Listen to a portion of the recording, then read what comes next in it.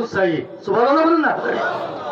যে সমস্ত ফুকায়ে কেরামে ইজমা হয়ে গেছে, যখন কারবালার পন্থরে ইমাম হুসাইনকে এজিদ কতল করার জন্য, শহীদ করার জন্য নির্দেশ দিয়েছে, তখনই সে কাফের হয়ে গেছে।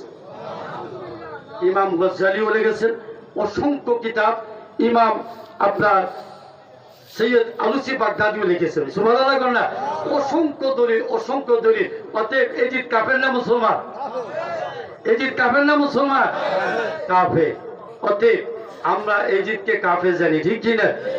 এই বলে আমি আমার বক্তব্য এখানে সমাপ্তি করতে দুরূদ শরীফ পড়েন। আল্লাহুম্মা সাল্লি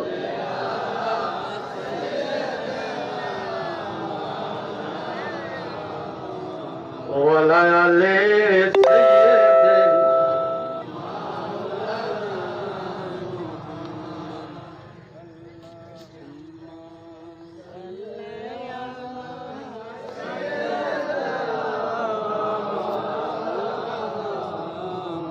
ওয়ালা আলি সাইয়্যিদিনা।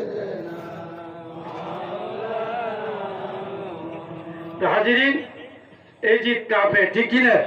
এতে কোনো সন্দেহ নাই, ঠিক কি না? আর আমাদের মাওলা আলী তো মাওলা, ঠিক কি না? রাসূলুল্লাহ বলেছেন মান কুনতু মাওলাহু ফাআলিয়ু মাওলা, আমি রাসূলুল্লাহ যাদের মাওলা, আলীও তাদের মাওলা। কোথায় ঘোষণা দিয়েছেন? গদির খুম নামক জায়গা, সুবহানাল্লাহ বলেন না? রাসূলুল্লাহ জি বিদায় হজের পরে গদির খুম নামক জায়গার মধ্যে ১৬ লক্ষ সাহাবায়ে কেরামের উপস্থিতিতে রাসূলুল্লাহ উঠটা দাঁড়াইলেন, স্টেজে দাঁড়িয়ে মাওলা আলী হাতে ধরলেন। হাদিসটা শুধু সহি না, হাদিসের মতো আছে, সুবহানাল্লাহ বলেন না?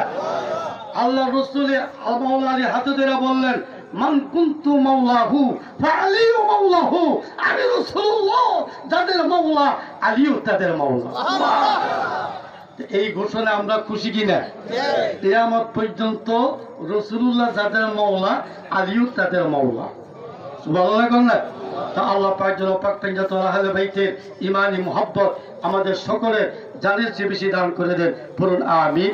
এই বলে আমি আমার বক্তব্য এখানে সমাপ্তি। আসসালামু আলাইকুম ওয়া রাহমাতুল্লাহ।